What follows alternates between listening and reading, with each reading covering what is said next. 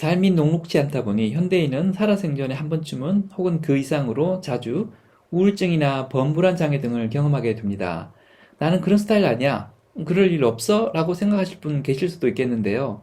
제가 장담하건대 절대 그럴 일 없을 분은 세상에 한 분도 안 계십니다. 제가 수십 년을 알고 지내면서 저분은 우울증하고는 정말 거리가 먼 사람이야 라고 생각했던 분이 계셨는데요. 환갑이 훨씬 더 지난 연세에 우울증에 걸리시는 것을 보면서 죽을 때까지 우울증과 관계없이 사실 분은 세상에 아무도 없다는 확신을 가지게 되었습니다. 환갑 이후에 그런 증상을 처음 겪으신 분을 두 분이나 알고 있는데요. 두 분 다 사회적으로 고위직에 계신 분인데, 한 분은 현직에 계신 상태에서 그런 증상을 겪고 계시고, 다른 한 분은 은퇴하자마자 그런 증상을 생애 처음 경험하신 터라 그 누구도 우울증에서 예외일 수 없다는 제 말이 틀리지 않다고 말씀드리고 싶습니다. 평생 우울증과는 무관한 삶을 살다 처음으로 이런 증상을 경험하게 되면 어떻게 해야 할지를 몰라서 당황하게 되는 것이 일반적입니다. 우울증이란 것이 자기 마음먹기 나름 아니야? 라고 가볍게 생각했는데 자기 자신 스스로가 내 마음대로 컨트롤 되지 않는 걸 경험하면서 어떤 느낌이 들게 될까요? 당황할 수밖에 없겠죠. 저 역시도 예외는 아니었고 그래서 관련된 책들을 꽤 많이 본 편인데요. 그런 책들 중에서 그런 경험을 하게 되었을 때 어떻게 대응을 하고 자신을 어떻게 돌봐야 하는지를 알려주는 괜찮은 책이 있어서 이번 영상에서 소개할까 합니다. 현직 정신건강의학과 의사이신 박용철 님이 쓰신 감정은 습관이다 라는 책인데요. 사람은 익숙한 것을 유지하려는 습성 때문에 습관을 만들게 되는데 행동뿐만 아니라 감정도 똑같이 습관처럼 만들어지고 유지되는 거란 걸 설명하는 책입니다. 우울감이나 불안 같은 부정적인 감정들도 습관과 비슷한 속성이 있다. 나쁜 습관을 버리고 좋은 습관을 몸에 배게 하는 방법을 알고 있어야 적절한 대응이 가능하다. 이 책에 나오는 방법을 따라하면 행복함 같은 좋은 감정만을 유지하는 습관을 유지할 수 있다라는 내용의 책입니다. 이 책은 뇌구조나 뇌의 기능 같은 복잡한 이야기는 많이 하지 않습니다. 대신 감정이 어떻게 습관화되고 어떻게 조절 가능한지를 저자가 치료했던 사례를 중심으로 아주 쉽고 담담하게 설명해 줍니다.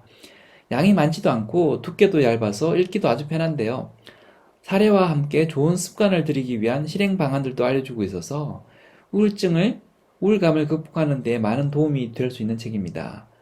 사례도 좋지만 뇌가 작동되는 구조를 알아야 우울감을 극복하는 데 도움이 되는 거 아니냐? 라고 생각하는 분들도 계실 텐데요. 그런 분들에게는 이 책보다는 우울할 땐 뇌과학이라는 책을 추천드립니다. 이 책은 세계적인 베스트셀러로 제 영상에서도 몇 차례 소개해드린 바가 있는 책인데요. 우울감 극복이 현안 이슈인 분들은 두 가지 책을 모두 사서 보실 것을 추천드립니다. 하나는 뇌의 메커니즘을, 다른 하나는 실천 방안을 설명하고 있어서 같이 보시면 도움이 되실 것 같습니다. 이 책에는 무언가 잘못된 상황이 닥치면 화부터 내는 환자에 관한 이야기가 나오는데요. 아들이 교통사고로 다쳤는데 걱정을 하기는커녕 문제만 일으키는 녀석이라고 화를 내는 환자 이야기입니다. 신체 기능이 덜 발달된 어린아이들은 배고픈 것과 배 아픈 것을 구분하지 못해 배가 고프면 마치 배가 아픈 것처럼 울어제낀다고 하는데요. 이 환자의 반응 형태는 어린애의 그것과 똑같다고 합니다. 미세한 감정의 차이를 구분하지 못하고 서로 다른 감정에 대해 서로 다른 반응을 보이는 연습이 되어 있지 않다 보니 화낼 상황과 난처한 상황을 구분하지 못하고 똑같이 화를 내는 것이 습관화되어 버렸다는 것이죠. 이렇게 감정이 습관에 기인하고 습관처럼 굳어져 버리는 거라는 것을 여러 사례를 통해 보여줍니다. 이 책은 크게 5개의 챕터로 나누어져 있는데요. 첫 번째 챕터는 뇌가 왜 감정을 습관과 비슷하게 일관되게 유지하려 하는지에 대해 설명을 합니다.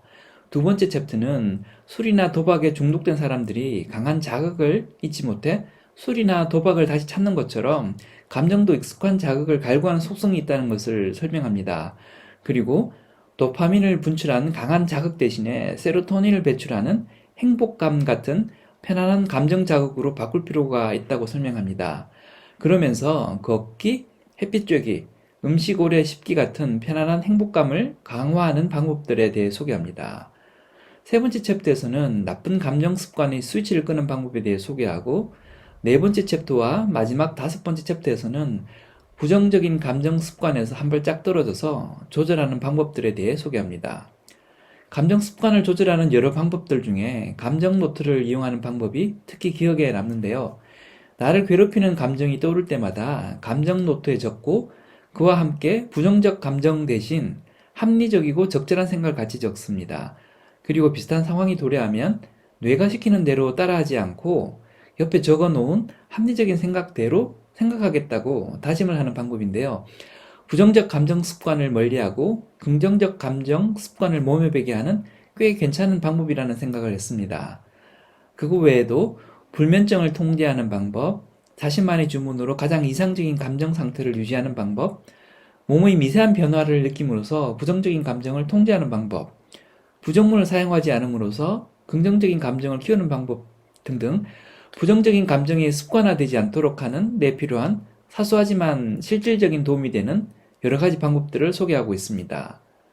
내용이 짧고 아주 평이한 문장에 어쩌면 당연한 것처럼 보일 수 있는 처방들로만 구성되어 있어서 사람에 따라서는 에게 겨우 이런 내용밖에 안 돼? 라고 하실 수도 있겠는데요. 그런 분들에겐 앞서서 말씀드렸던 우울할 땐 뇌과학이라는 책을 추천드리고요. 현실 생활 속에서 실천을 통해 불안감이나 우울감을 극복하고자 하는 분들이라면 이 책을 권합니다. 지금까지 장프로였습니다. 감사합니다.